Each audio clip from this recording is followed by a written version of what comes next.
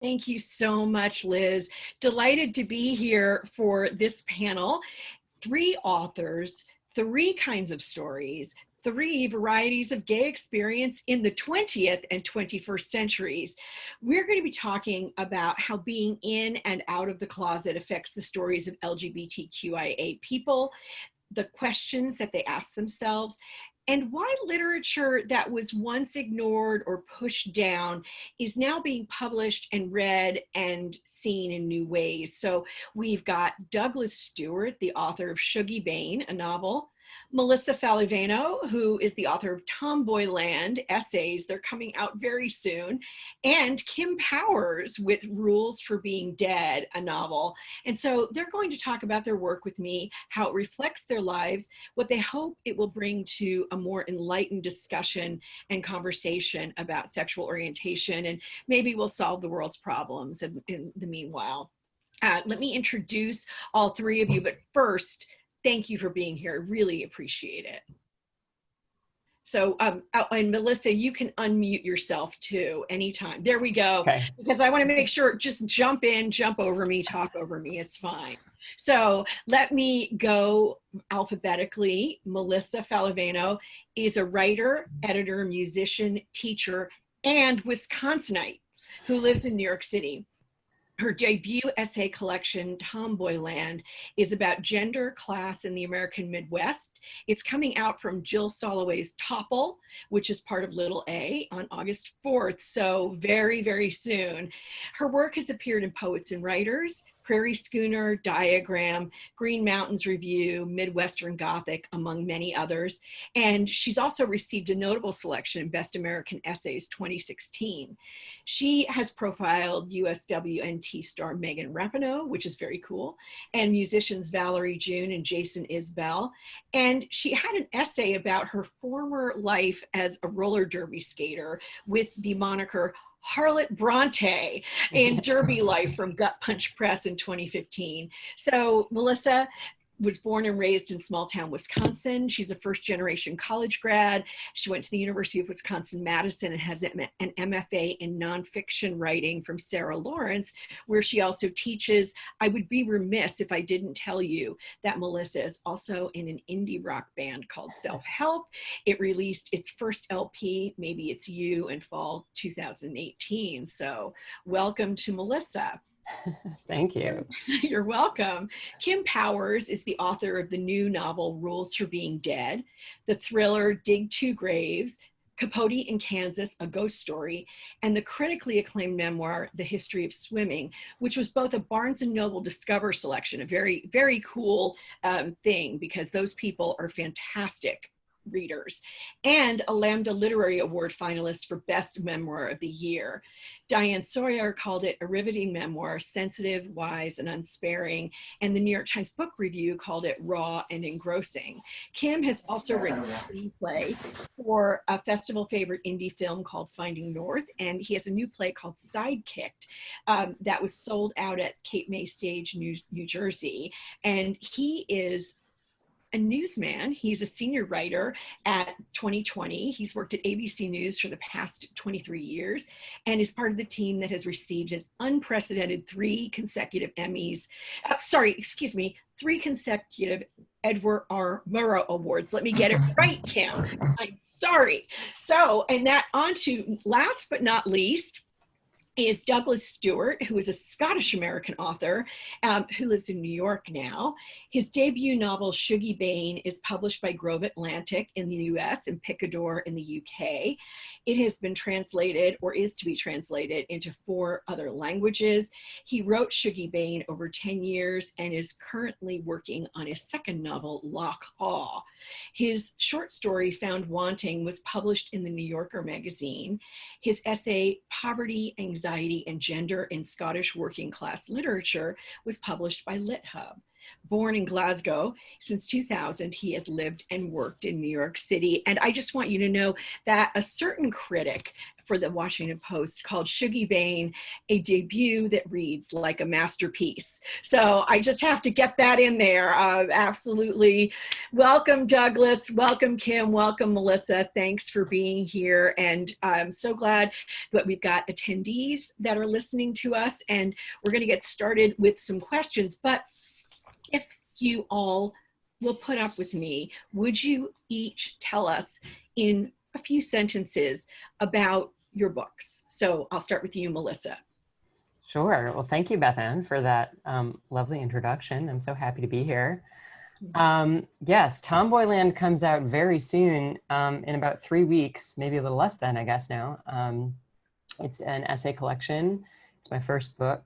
And as Bethanne said, it sort of circles around questions of gender, place, class, sexuality, violence, all sorts of good fun topics. All the good stuff. Light reading. We've got a gun essay. We've got a motherhood essay. We reach many great heights. So I'm super excited. And it took me about 10 years to write it. And so I'm just really grateful it's coming out into the world and really excited to be here to talk about it a little bit. Thank you. Next, Kim, tell us about Rules for Being Dead. Well, I think 10 years might be the magical number here. As we've all just said, it took us 10 years to write our current books, which it did. So oh, wow. I also think Melissa and I might be book twins coming out on the same day, August 4th. Oh, wonderful. If that's Happy birthday. Happy birthday. Rules for Being Dead is a novel about a little boy in small town Texas in the mid-60s whose mother very mysteriously and unexpectedly dies. His mother's a grade school teacher. And there's a lot of mystery and sort of a lot of whispering about what happened. Nobody will really tell him. So he has to sort of create his own stories about what might have happened. And he obsessively goes to movies every Saturday, and he starts sort of taking in these very adult ideas from movies he sees, but movies of that period. So ranging everything from like early James Bond to Beach Blanket to Alfie and Who's Afraid of Virginia Woolf. Very adult movies a 10-year-old boy should not be going to see. So he's, you know, and he's obsessed with true crime. So he already has these kind of crazy ideas percolating in his head. And at the same time, the dead mother herself is a character. And the story is sort of told in alternating chapters, and she doesn't know what happened either. She can't remember the last few days. So they're both sort of trying to play detective to find out what happened. So it's a little bit cross-genre, mystery, coming of age, mother-son story, nostalgic, comedy, drama, life. Exactly. Linear detail life. Now, Douglas, tell us about SHUGGIE BAIN, and if you don't mind, you know, SHUGGIE is a name, and it may not be one that a diminutive that's familiar to American readers. Yeah, absolutely. Thanks for having me, Bethanne. You are welcome. SHUGGIE, actually, it's a hard U, okay. as it's sort of huggy. No, it's okay. I do that a lot. But SHUGGIE or Shug is the diminutive for a Scotsman who is called Hugh. So the name of the character is actually Hugh Bain, but the nickname for the little boy is SHUGGIE. SHUGGIE BAIN at its heart, I think, is a love story. It is a portrait of this working class family called the Bain family in 1980s Glasgow, when the city was going through a particularly hard time because the policies of Margaret Thatcher were deindustrializing the city, and being a predominantly working class city, it put the majority of the men out of work. Actually, unemployment went to about 25% in the city and stayed there for about a generation. So we're watching this family sort of struggle against that backdrop. Agnes Bain is the beautiful, proud, a little bit vain Catholic mother of the family. And she has married the wrong man. She's married across sectarian lines, and she's married Big SHUGGIE BAIN, there's that name again, who is a philandering taxi driver, but actually philandering's too kind of a word. He's actually just very deeply immoral. He does some terrible things to women. But through her choices, actually, Shug abandons Agnes and their 3 children. And as the city is crumbling around them, Agnes begins to descend into her addiction, into alcoholism. It really looks at how far we will go to save the person we love the most before we have to save ourselves. And it's Agnes's youngest son, Shuggie, who stays with his mother the longest and tries to really sort of save her from the outside world and put her on her feet. But the whole time Shuggie is struggling with his own secret, which is he is gay. He's only a little boy. We meet him when he's 6 and we follow him through to being 16. But it's not intellectualized. He's just seen as the community around him as no right, as they say in Scotland. So wrong. He's just wrong. He's just no right. Struggling with that while trying to save his mother. And you'll notice, I want to say something before we start questions, that the word gay, Douglas said it once, the words homosexual, bisexual, sex, even, any kind, in these 3 descriptions, they haven't come up. And this is one of the reasons I wanted to put this panel together, because to me, what we've seen in my reading life is a real shift from here's a gay novel for you, big gay novel, to here is literature, very fine literature. And oh, by the way, there are some themes in it that are about homosexuality or lesbian life or what have you. And I think that is a real difference we're seeing in the 21st century. So let's start with that. Have you seen that shift as well? I know I'm a cishet woman here interrogating 3 people who have very different experiences of sexuality. So I am trying to be extremely conscious of choosing the right terms, but I'm also conscious of making sure that I don't interpose what I'm seeing on your viewpoints. So whomever wants to start off. I think it's interesting. I think it's almost everywhere now. And by saying, have we seen a change? It's almost to the point where anything I read, I think is gay literature now, even if there's nothing gay about it. It's the fact of me reading it. Best answer ever. I went through this whole thing. I just read the Glass Hotel, the new Emily St. John Mandel book. And I got so excited, which I liked very much, P.S. Yeah. But I got very excited when I read the first description of it, a plot description. And she talked about a couple, whatever the Bernie Madoff character is, and his lover, Vincent. So I kept thinking, oh my God, she's finally written a gay novel. And I just keep going through this and waiting for this gay romance to start. What a disappointment, Kim. Which is not there. And of course, finally she explains what the name Vincent comes from. But it's interesting, I hadn't even picked up on what you said about Nana. I mean, with, one rare exception, even mentioned, any word in the LGBT vocabulary. Right. And my first book was this memoir called History of Swimming, which in some ways is much more directly gay. I mean, it's a true story. I talk about being with my husband. I talk about my twin brother who's gay, my older brother who's gay. It's like gay, gay, gay. There's a red Speedo in it. And yet, this new book, which is this tender little thing about a little 10-year-old boy, feels gayer to me. And there's practically no gay, concrete. He's a little chaste kiss with a high school boy who's the film projectionist in the little movie theater he goes to. But it really is just his life experience and his sensitivities and the fact that he's dropped. I mean, I'm maybe a bad gay because I'm kind of quoting all these cliches, but he's drawn to these movies. Such thing as a bad gay. I'm an old gay, that's for sure. I'm the oldest gay on the panel. Out there. He has, this incredible bond with his mother, a tougher bond with his father, and to me, it reads as a gay coming out story, even though, again, there's just no element of that. And I think that's where we have gotten to, Okay. where it is an environment and an attitude and a sensitivity and not a literal story about a gay event.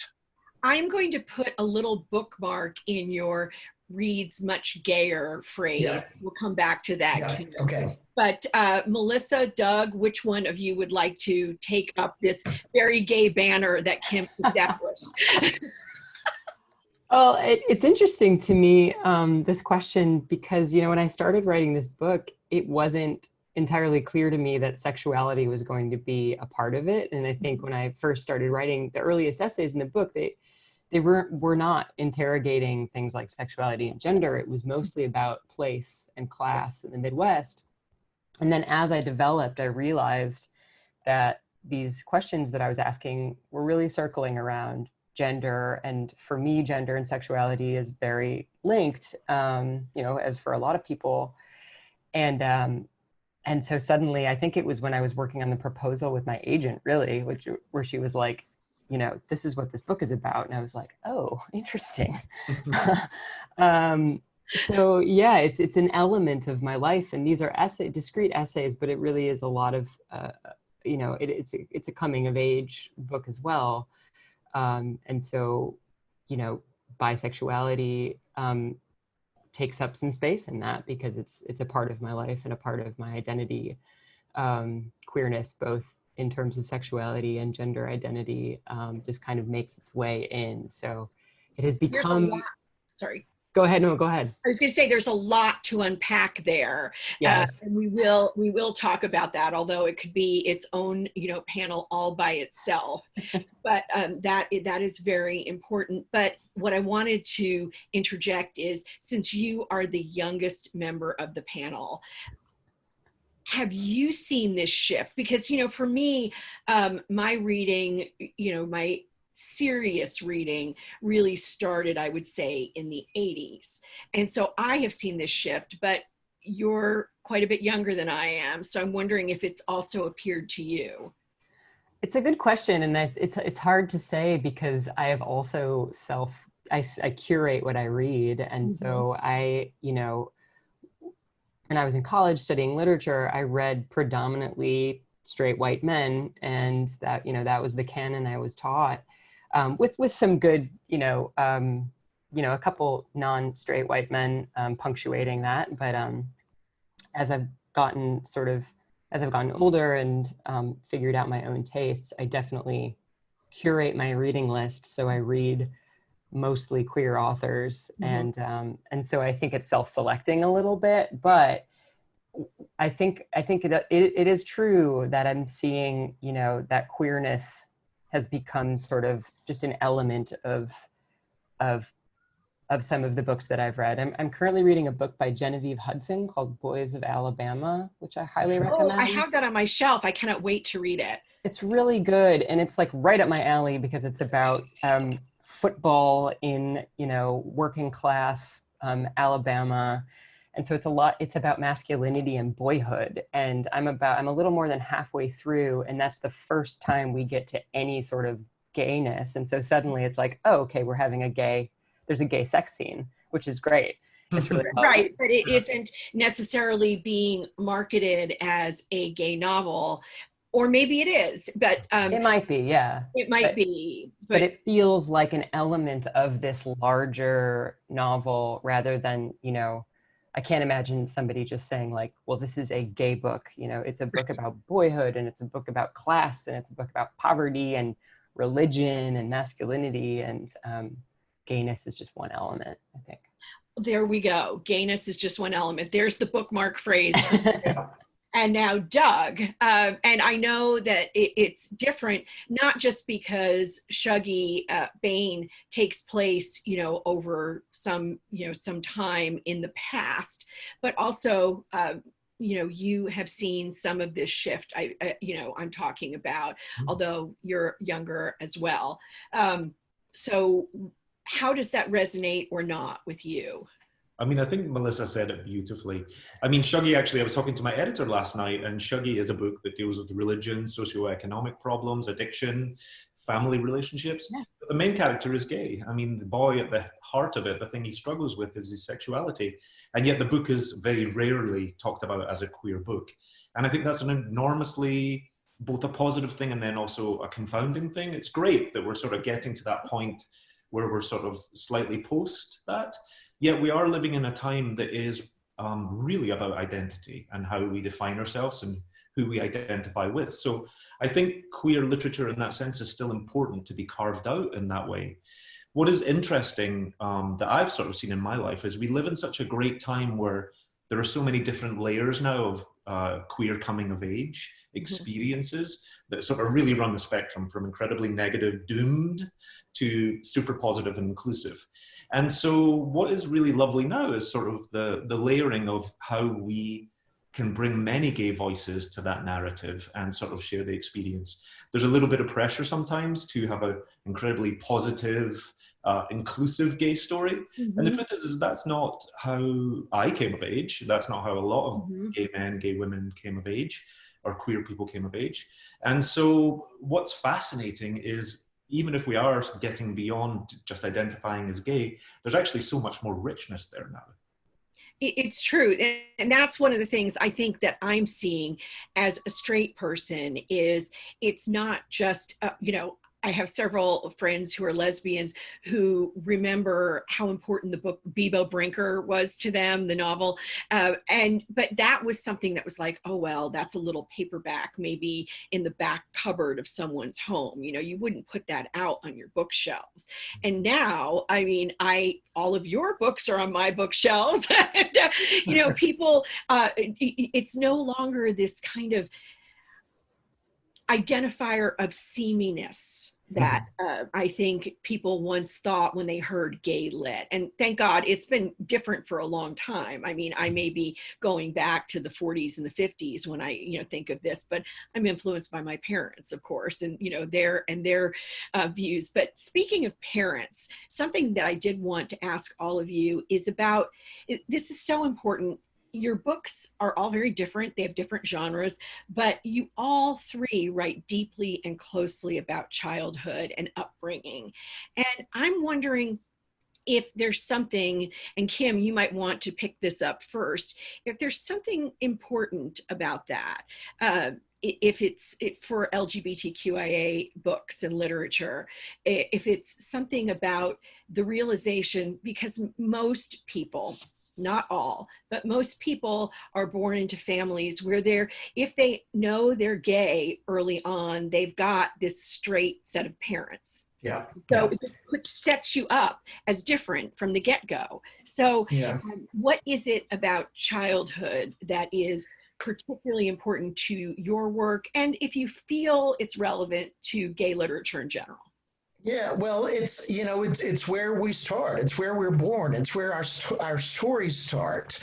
And, you know, I used to think that I was somehow special because I was kind of Southern-y, Texan-y. There's this line from, I think it's Eudora Welty, like, you know, any Southern child will have a wealth of material to write about for the rest of their lives. Right. And you certainly feel like you do because it's just such a weird place and so gothic and everything else. But, you know, with me, I was writing very specific stories. I mean, the first one, like I said, was a memoir. So they were there. And it's interesting because I remember I had an older brother who said, I was desperate to take ballet lessons when I was a kid. And because my best girlfriend down the street, Carla Cody, did. And I would like throw a fit every fall when the signups came. And my parents would never let me. And then and we didn't have a lot of money. So I always thought that was the reason. We didn't have a lot of extra money to spend on that. Years later, sort of one drunken night, my older brother said, oh, you know why that was? They didn't want that to turn you gay. And my parents were very unsophisticated, you know, a little bit uneducated people, that they even had the world of knowledge to even think that could happen. And my brother Ed said, oh my God, I could have told him you were gay the minute you came out of the womb. you practically, you know, when the doctor slapped you, you practically said, well, give me a cocktail first. You know? So, but it's interesting, you know, and I'll just say this one, I've been working on this essay lately about that. And you know, I didn't have to wait until my parents and until many family members, because even this new book, which is a novel, is very autobiographical. I didn't have to wait till they were dead to write it. I wrote them because they were dead. That's what the books are about these deaths and the profound effect they have on me in the sense of abandonment. But I actually, and maybe, you know, again, you can, you probably hear my Texas accent. You can take the boy out of Texas, but you can't take the Southern Baptist out of the boy.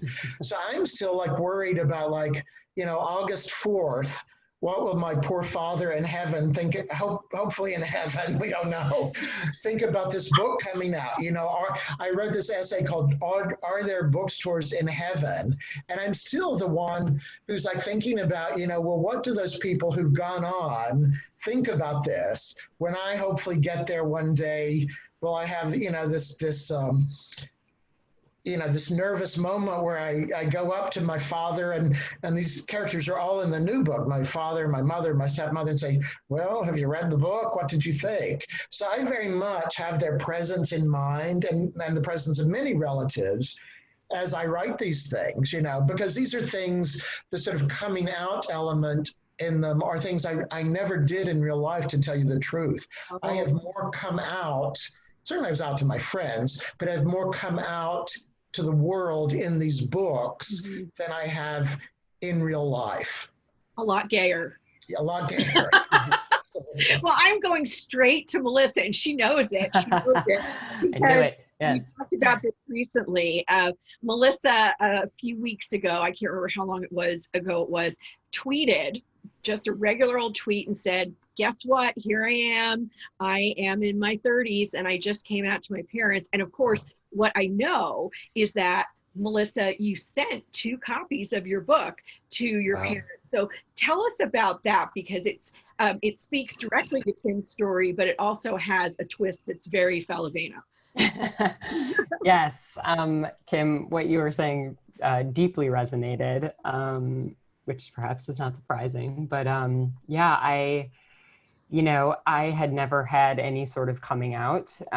You know, I write about this in the book partly because I didn't think I needed to, and also I think more so that I didn't feel for a very long time like I had the right to. I had a lot of sort of internalized biphobia, and you know, and thought that because I am, you know, bisexual but have been in relationships with men, I wasn't queer enough. And so coming out felt, you know, somehow both, I don't know, deeply, it was troubling to me, and I didn't know how to do it. But also I come from a place, you know, the Midwest, the relatively rural working class Midwest, where we just don't talk about these things. And I imagine it was like that in Texas as well. But you know, we don't have conversations about identity, and identity isn't even something that is, you know, part of the colloquial conversations, you know, at least when I was growing up. And so as this book got closer to publication, you know, I had this plan that I was going to go fly home to Wisconsin, where my parents still live, and go visit them and bring them 2 copies of The Galley and have a conversation with them and just say, you know, there are things in this book that you don't know, but you're going to find out. And both in terms of my sexuality and my gender identity, such as it is, and then a bunch of other stuff that you didn't know about my life. And I was going to have this nice, you know, coming out conversation with them in person, and it was going to be great and whatever. And then obviously COVID happened, and I couldn't go home. So I decided to send them 2 copies of The Galley, and wrote them instead a like 7-page letter that was like, here are all the things that you don't know about me. Now you're going to know me a little bit more. They're going to be kind of hard to read. Some of it's going to be traumatic. It's probably going to take you a while to process. I'm sorry. but here I am. And so they both read it. My parents are still married. They read it simultaneously. And then we had a phone conversation after they had finished reading it, where we basically processed everything. They processed, and I, was questions as far as I could. And yeah, it's a big thing. Now, how about you, Doug? Clearly, it's different. Clearly, there's going to be a cultural difference as well. But in writing Shuggie Bain, were there people that you felt needed an advanced read? Were there people you felt you needed? Were you ever in the closet, et cetera, et cetera? Yeah, actually, Kim just gave me a whole new layer of anxiety. Now I'm going to be saying about dead people, and when I have to get wherever I'm going in the next slide.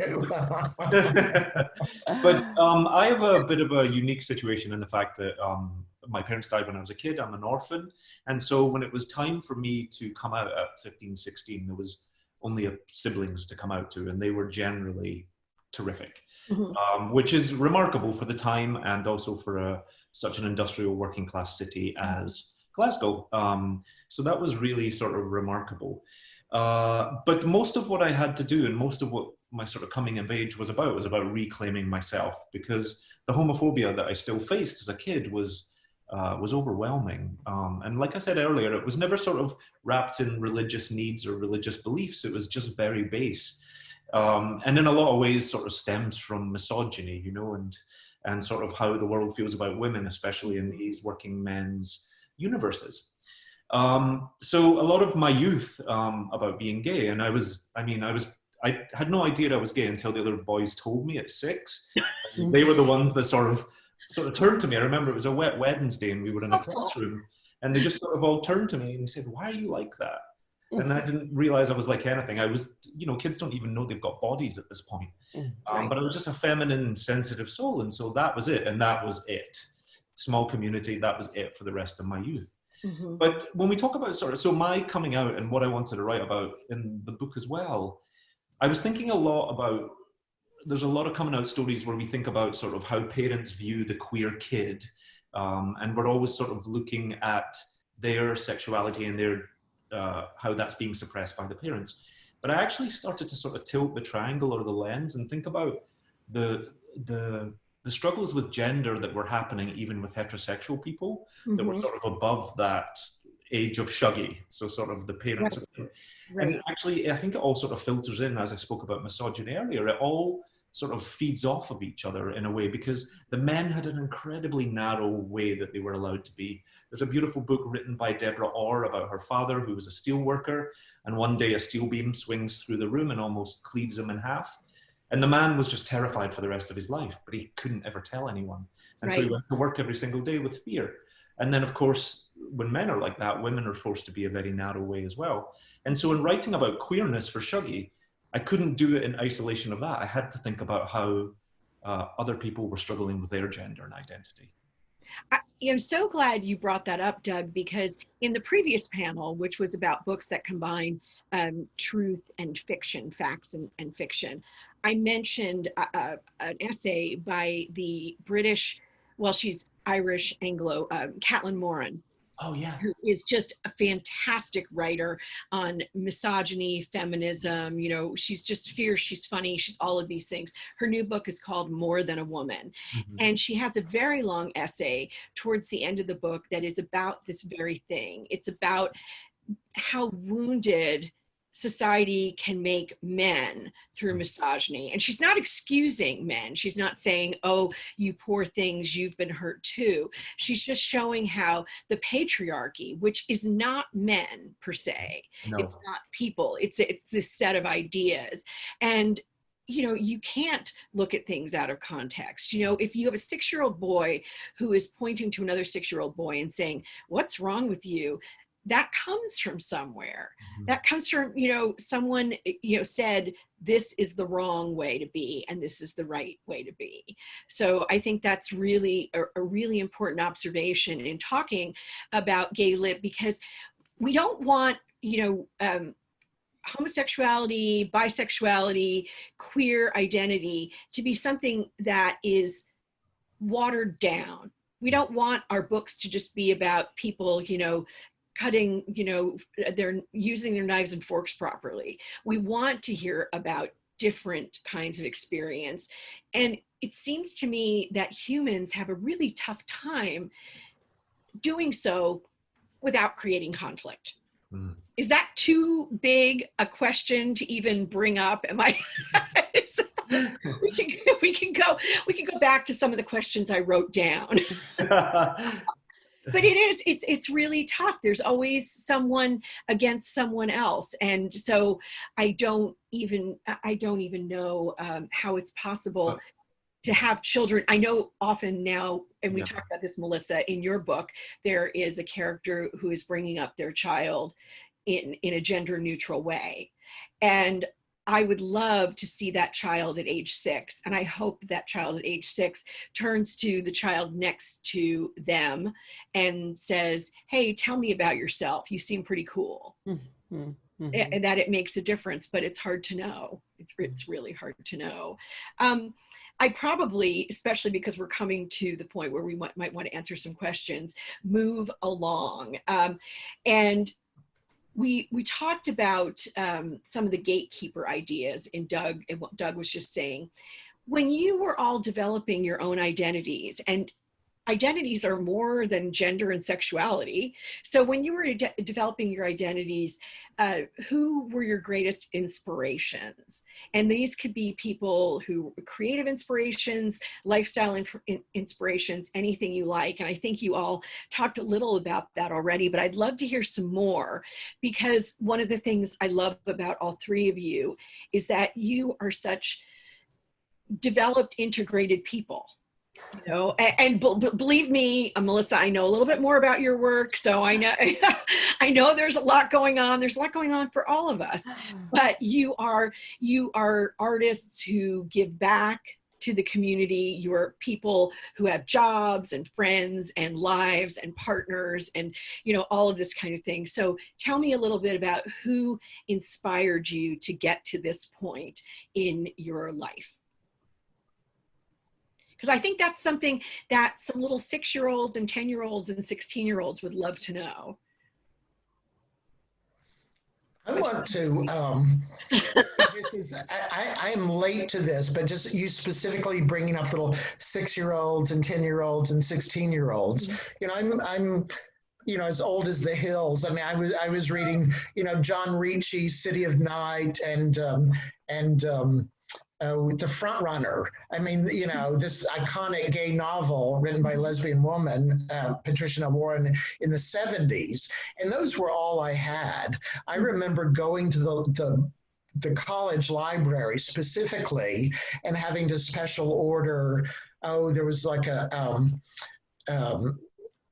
Parker Tyler book, Homosexuality in the Movies or something, or Vito Russo's The Celluloid Closet. These were texts that weren't even in my library that I had to special order.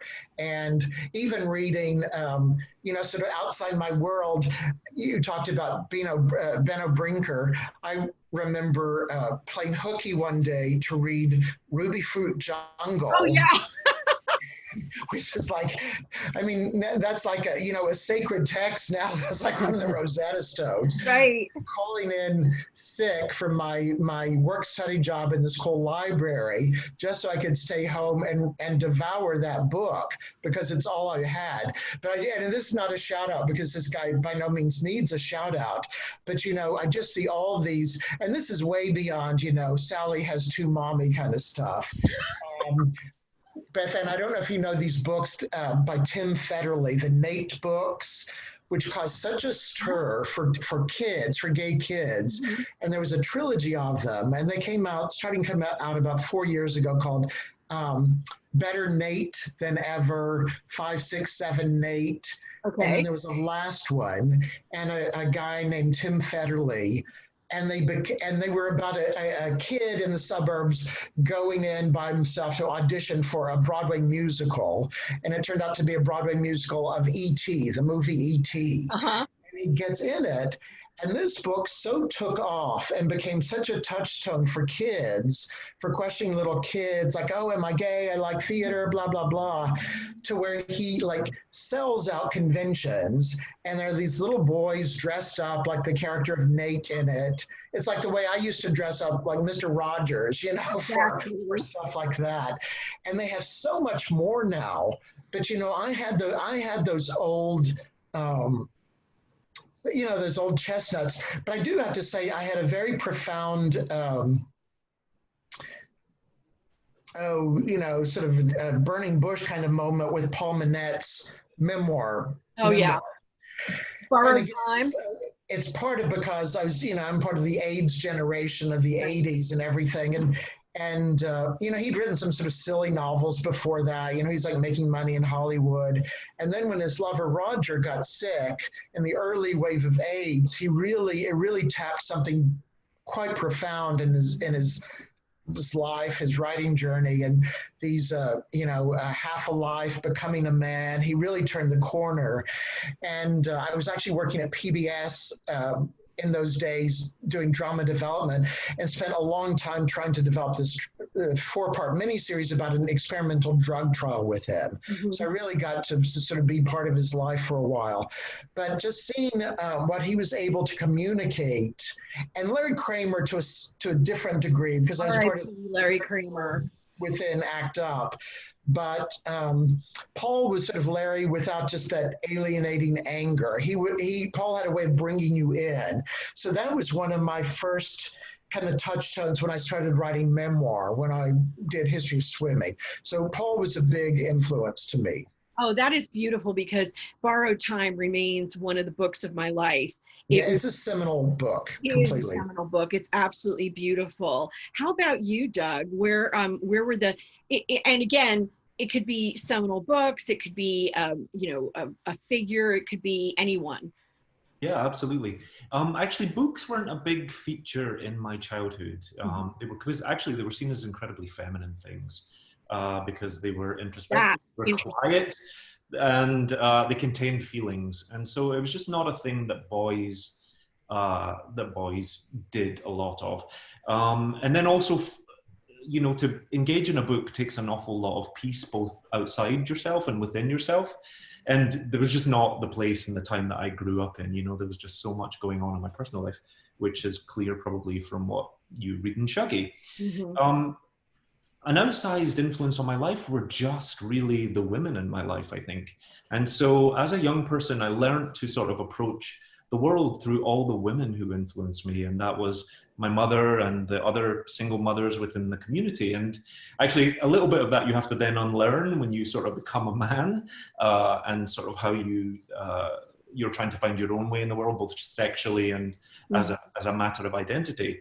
And I found actually by the time I became a young man that my entire viewpoint on the world was informed by the women who raised me.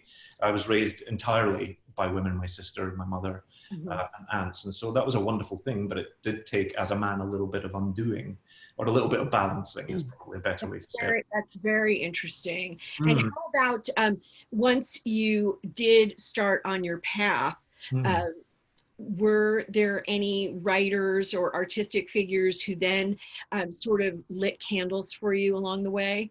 Absolutely. I can tell you about the most profound experience I had with one of my first books. The high school I went to had about 350 kids enroll in the first year, and it was just bedlam. It was a riot scene every single day, and it was just sort of crowd control. But by the time you get to the later years of school, most of the kids have fallen away because they have more pressing needs. And there was only 12 of us who finished school. So from 350 to 12, yeah. So that gives you an idea of the socioeconomic backdrop. But I remember sort of wanting to study English much too late for me and within my life. And these lessons that I suddenly had now with the English professor, which were one-on-one and having 8 and 12 hours a week. And the very first book that I was sort of given for pleasure, but not sort of dragged through for educational needs, was actually Tennessee Williams' Glass Menagerie, which is a really profound thing and strange thing to give a boy in Glasgow, Scotland.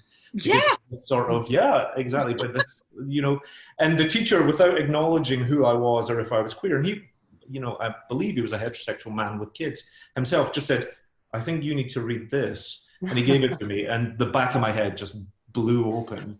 And that was really the work that sort of cemented everything for me, that took me then through Jeanette Winterson and Alan Hollinghurst and seeking out everybody that I wanted to, James Baldwin, that really sort of started to build the tapestry for me of queer voices. But it started with Tennessee Williams. And it started with that one feature.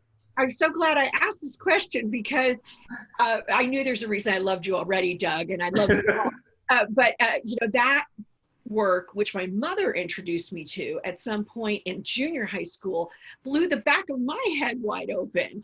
You're just a Christian motto, honey. You're just a Yeah. I will never, there's nothing about the Glass Menagerie I will ever forget. It is, what is it? I don't know what, we could talk about that in another panel, because I want to give Melissa some time to tell us about seminal works. And Melissa, I know that you weren't necessarily all about books. You had a lot going on in your life with athletics and youth group and stuff, you know, outside. So what about your reading life and your inspirations? Yeah, I love this question. It's really interesting. And I think, you know, hearing both Douglas and Kim talk, it sort of cemented, you know, I read a lot when I was growing up, but I don't think that I ever really saw myself in books or resonated in that way, like, aha, you know, that's me. That I didn't experience until much, much later. Probably, I think the first time I ever had that experience was like mid to late college when I read Virginia Woolf, and it was like, you know, that was my head blowing up moment. Seriously. But, yeah, but when I was a kid, it was all music, and I remember being like just so obsessed with women in music who were just alternative in any way, you know, queer or not, you know. I grew up in, you know, the 80s and 90s, so I was really into like grunge and punk and you know, Susie and the Banshees and Courtney Love. Yeah, oh my God, Courtney Love, you know, Shirley Manson from Garbage, that was a Madison, Wisconsin band, so I was obsessed with them. With Scottish singer. With the Scottish singer, of course. And you know, just like seeing women do things in an alternative way was something that I didn't see in my family or in my town. You know, and the women in my family were not, you know, they were mothers and wives, but they were also kind of, they were Midwestern working class women. So they were farmers and they worked in factories and they worked, you know, kind of backbreaking jobs. So they were very strong and they were very, you know, I saw them as these like kind of tough, powerful women. So they were certainly influences to me as well. But I think, you know, I became a musician and I also was just like so deeply influenced by those women in music. And then, yeah, definitely much, much later in life, I think the first moment I was like, I have seen myself in a book was Jeanette Winterson. Was it Oranges Are Not the Only Fruit? Written on the body. Written on the body. Okay. I was an early Winterson fan. Well, yeah. And it, you know, I had queer women in Madison back when I lived in Wisconsin telling me about Jeanette Winterson for years, and I just never got to her. And so it wasn't until much later that I found Written on the Body, and I was like, okay, this like genderless bisexual narrator. I was like, yes. There you go. There you go. Exactly. And that is so interesting. I wish we could have had like 5 more people on this panel to represent all, you know, more varieties of gay experience, because that moment when you find someone who actually says what's going on inside you for anyone is an amazing moment. It's what I was going to say is that moment when you were talking about I mentioned Courtney Love and you put your head back, like, yes, we all know what that's like. It doesn't matter. It could be a writer, it could be a musician, it could be an artist. And we don't have questions right now, so we can keep talking, which is, you know, my favorite thing. So this is great. So I'm able to ask a few more questions about your individual works, and if you guys will put up with me for a few more minutes. Excellent. Of course, Absolutely. I wanted to talk, Melissa, about how Tomboyland is an excavation. And you mentioned earlier how you originally weren't even thinking about sexuality. You thought it was going to be about place. It was going to be about the Midwest. And yet, and this is a moment I have to mention here, the first essay in the book, which wasn't the first essay originally, was going to be, it's called the Finger of God. It's about tornadoes.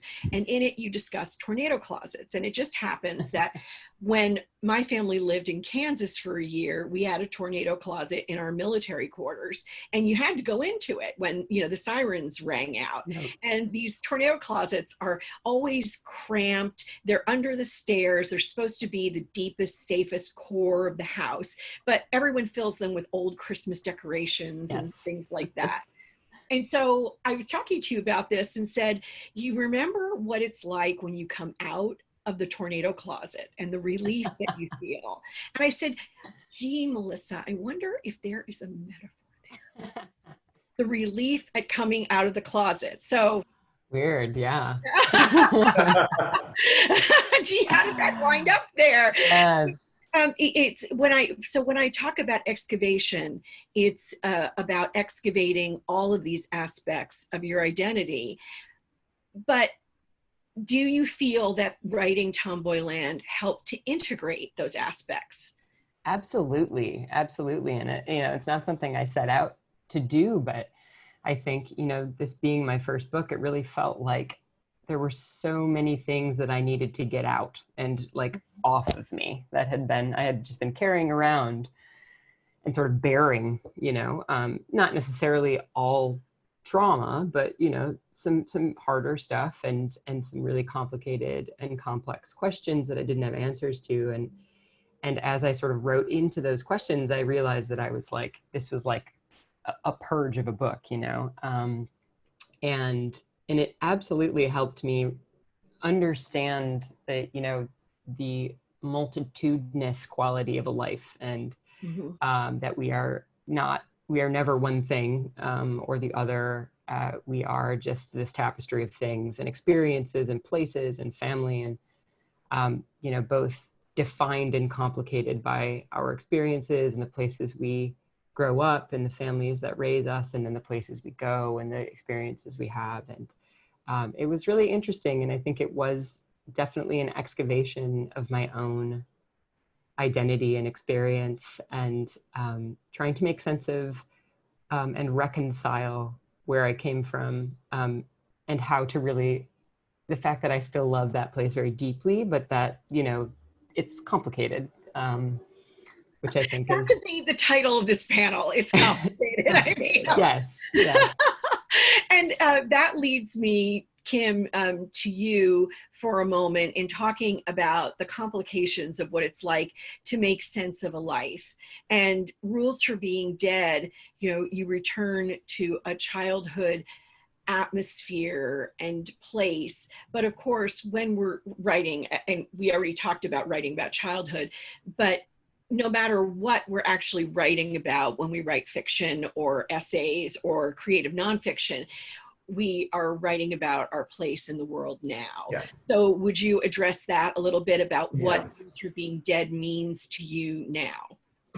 Well, first off, I have to say, I just had that back of my head blown off moment hearing you both talk about tornado closets.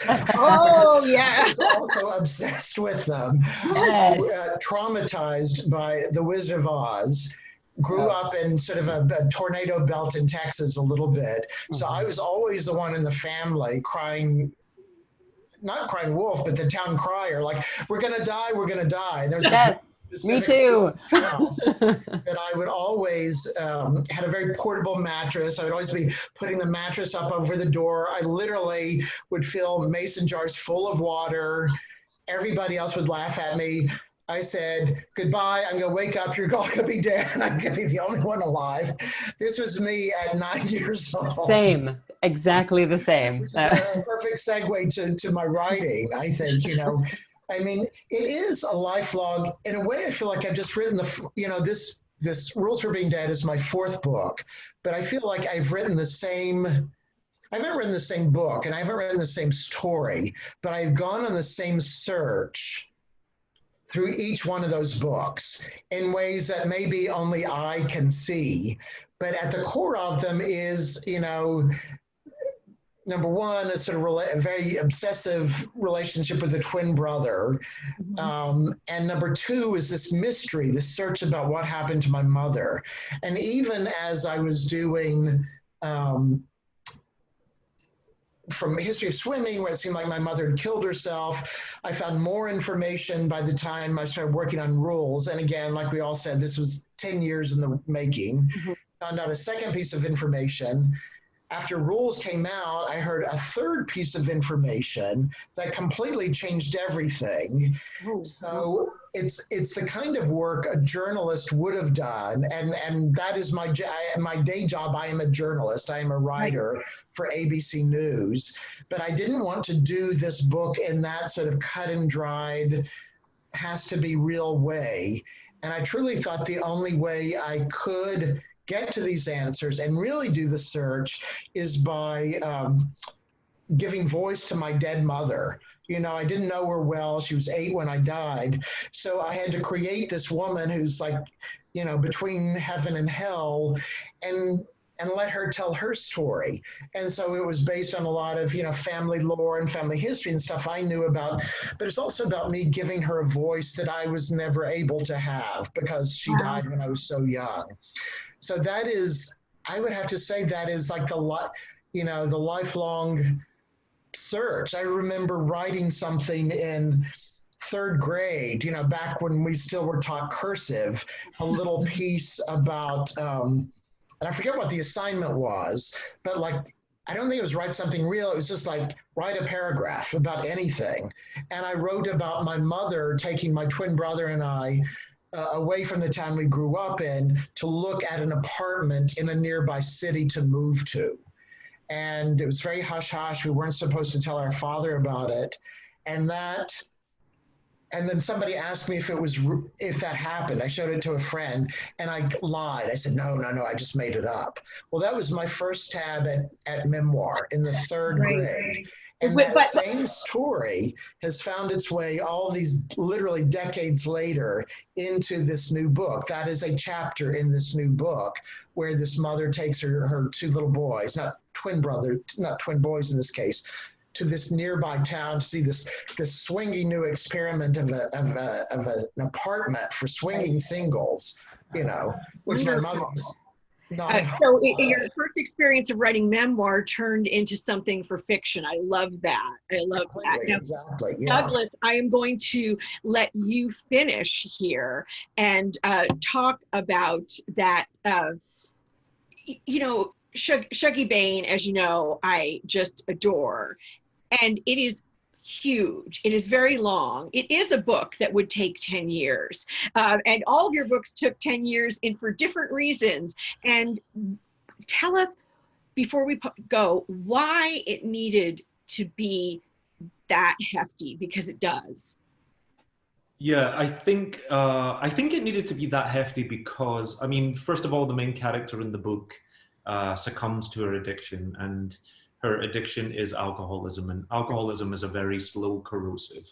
It doesn't have the pop and the bang of maybe narcotics or some other kind of addictions. And so I wanted to, without creating, being of the working class and now sort of being amongst the middle class and writing for middle class readers, I didn't want to create some kind of poverty porn where I felt like I was parceling it for people or I was showing it to them. And my job as a writer, as we watch the main character of Agnes sort of go through 30 years of her life, was really just to, as much as I could, to take the reader and bring them into the room and just say, you have to sit here and you have to look at this, rather than sort of having too much authorial intrusion. And so that's why I think in terms of her personal saga, it takes quite a long time. But then what I wanted to show through the story of addiction and the story of sort of queerness is that it wasn't just a story happening within one single household. It was a moment in time for an entire society. And so in order to do that sort of sweep and to show that this was not just an isolated story, I wanted to really be able to paint the picture for the entire city and the entire class that were sort of struggling under Thatcher at the time. And so that was really, I think, the two main reasons why I wanted to do it, because I think the other approach would have been almost too narrow. And although Agnes struggles in this time, she was not alone. All these mothers and these women whose husbands had the legs swept out from underneath them and made unemployed were struggling, and therefore their children were struggling. And we have to end there, which I hate. But what I think that is, what I love that we're ending on is we're not talking about sexuality or gender. We are talking about something real. We're talking about life. And all three of you, Doug, Melissa, Kim, have been so generous. Thank you for giving your time. And I also want to say to our attendees, please, SHUGGIE BAIN, TOMBOYLAND, Rules for Being Dead. These are three books so worthy of your book dollars and time. We have a bookshop.org link available for 1455, so you can buy these books through and supporting with indie bookstores. So thank you all very, very much. And I'm sorry we can't go on, but till the next time. Liz, are you there? It was great. Thank you. Thank you.